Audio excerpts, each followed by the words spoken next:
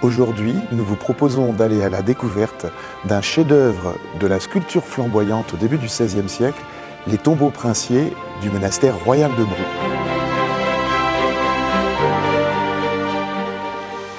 Entrons maintenant dans le chœur de l'église.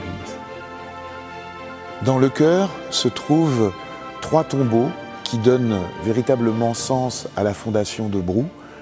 Celui du duc de Savoie, Philibert le Beau, au centre.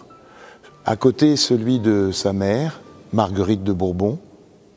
Et enfin, et peut-être le principal, celui de son épouse, Marguerite d'Autriche, fondatrice de ce monastère. Le tombeau de Philibert le Beau est très original par sa conception. C'est une sorte de tombeau impérial, puisque si vous regardez, il y a à la fois le socle qui supporte un premier gisant sculpté en marbre de Carrare, qui représente le duc vivant, les yeux ouverts, en grande tenue d'apparat, portant son armure, son épée, son manteau d'hermine.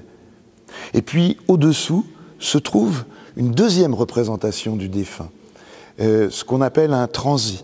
Mais là, contrairement à la sculpture gothique, à la fin du Moyen-Âge, ça n'est pas un corps décharné ou déjà décomposé, c'est au contraire le corps glorieux, le corps du défunt tel qu'il est appelé à ressusciter. Les niches et les arcades gothiques extraordinairement ouvragées abritent 10 statuettes féminines. Ce sont des sibylles. L'une d'elles est une sorte de miraculée, puisque la sibylle de Cumes avait été décapitée au début du XIXe siècle.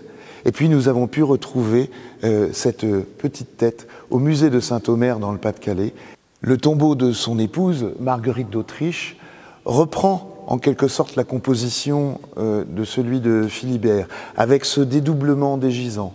Marguerite a un monument indépendant de celui de son époux, ce qui est original pour cette époque. Néanmoins, elle tourne légèrement la tête vers son mari. Et puis, elle lui a laissé la place d'honneur au centre du chœur, mais ici, vous voyez qu'elle compense avec un baldaquin monumental, extraordinairement sculpté et fouillé, qui est peuplé de multiples statuettes de saintes. Tout au-dessus se trouve sa devise « Fortune, infortune, fort une », qu'elle avait choisie. Le destin tourmente beaucoup une femme, devise qu'elle avait choisie pour évoquer les deuils et les épreuves qu'elle avait traversées au cours de sa vie. Marguerite d'Autriche apparaît véritablement comme une princesse européenne à travers sa destinée qui l'a conduite à travers plusieurs pays.